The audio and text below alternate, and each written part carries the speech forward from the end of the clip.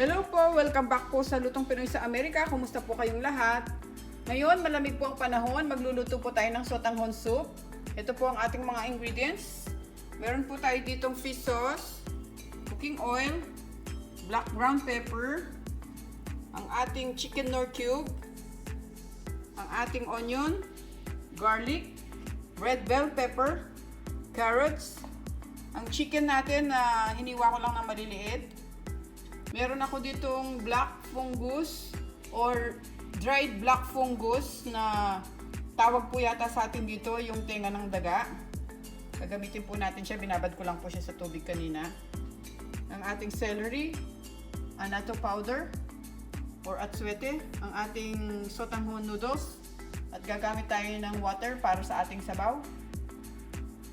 Okay guys, paki-check na lang po yung description below para po sa exact measurement natin. Nililista ko po lahat doon at mag-umpisa na po tayo. Ininit ko na po itong ating pot. Ilalagay na po natin yung ating cooking oil.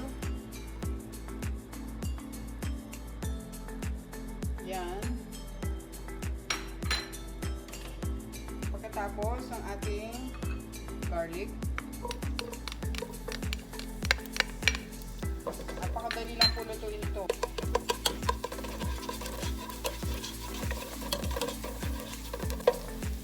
Ngayon, ilalagay ko na po itong ating onion.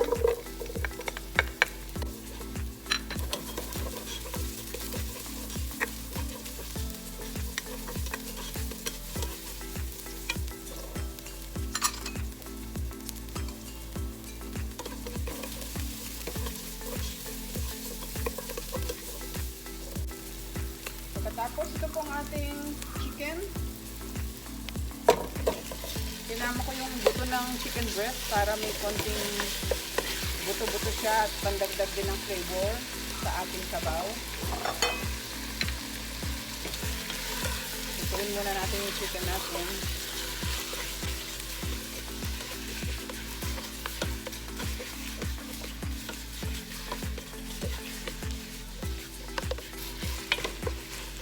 Lalagay ko na po yung black ground pepper at yung fish sauce para magkalasa na yung ating chicken. Ayan. Haluin muna natin.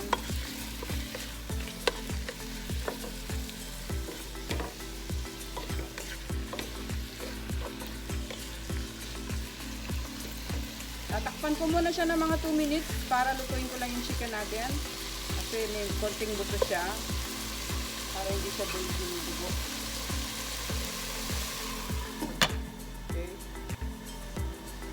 Bubuksan natin siya after 2 minutes. Bukulo na siya. Luto na yung ating chicken. Bubuhos ko na po itong ating Anato powder. Bali, dinisolve ko yung Anato powder sa mainit na tubig para wala siyang buo-buo pag binuhos natin dito. Ito po.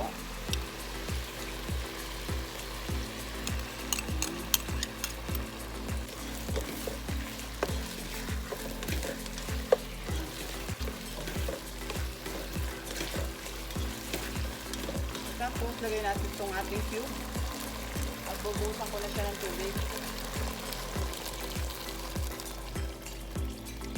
Bubuhusan natin lahat. 8 cups itong aking water.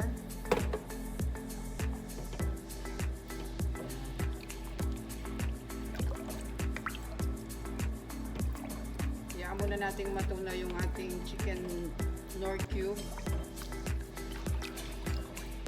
Pagkatapos tatakpan ko po siya guys, pakukuluan natin siya ng mga 10 to 15 minutes bago natin nilagay yung iba pang sangkap, okay? Babalikan ko po kayo after 10 to 15 minutes. Salamat po. At ngayon ito, kumukulo na siya. Lalagay na natin itong ating mga gulay, ang ating carrots, ang ating red bell pepper, celery,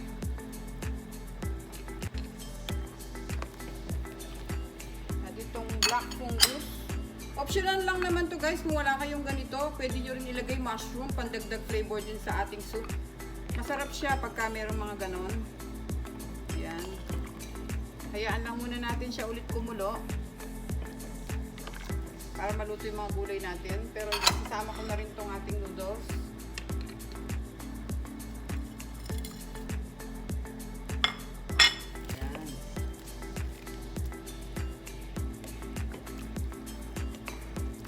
natin siya kailangan ibabad sa tubig kasi pagka ilagay mo yung sotanghon noodles sa sabaw, madali naman siyang lumambot. Kaya okay lang. Pakukuluan ulit natin siya ng mga 5 minutes. Tatakpan ko muna ulit at babalikan ko kayo.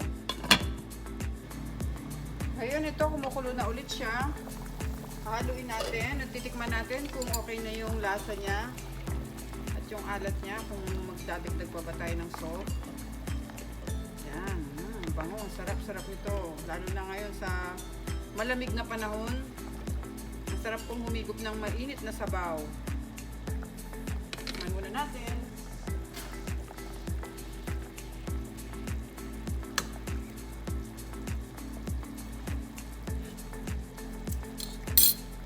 Dadagdagan ko na lang siya ng 1 teaspoon of salt. At okay na ang ating sotanghon.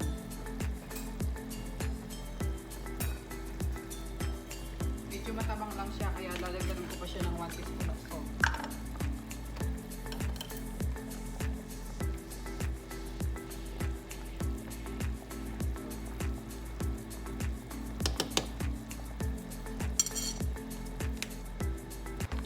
Sarap na ating sotanghon soup.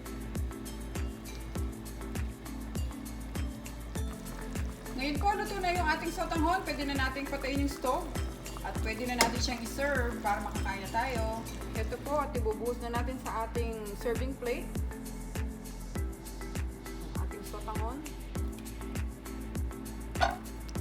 Yan.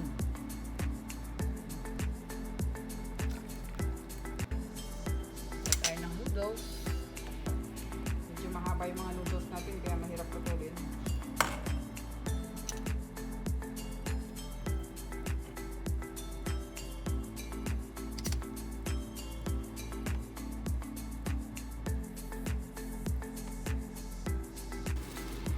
Alright guys, ito na po ang ating sotanghon soup. Umusok-usok pa. Ang gagawin natin, maglalagay tayo ng garnish. Yan, lagyan natin siya ng boiled egg. At saka, nagprito ako ng konting garlic. Fried garlic yan. At naghiwa rin ako ng green onions. Yan. Ito na po ang ating sotanghon soup guys. Try nyo ito, napakasarap po nito lalo na pag malamig ang panahon. At kung nagustuhan nyo po yung aming video, please don't forget to like, share, and subscribe sa aming channel, Lutong Pinoy sa Amerika. At ready na po kayo, maghigop na tayo ng mainit na sabaw ng sotanghon. Salamat po sa panonood, ingat po tayong lahat. God bless po.